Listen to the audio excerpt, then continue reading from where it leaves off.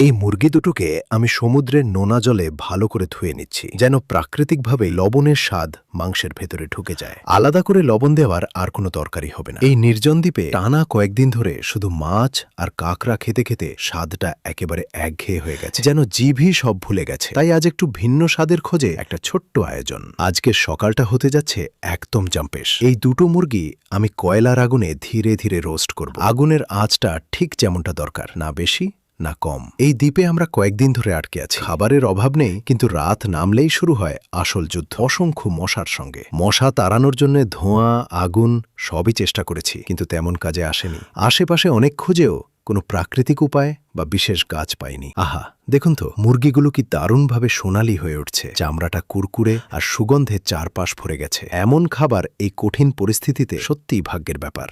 পেট ভরে গেলে শরীরেও নতুন শক্তি আসে। এখন আমরা দ্বীপের অন্য প্রান্তে যাচ্ছি। পথটা সহজ নয়। ঘন জঙ্গল আর উঁচু নিচু নিচু পাহাড় পেরোতে প্রায় 1 ঘন্টা সময় লাগবে।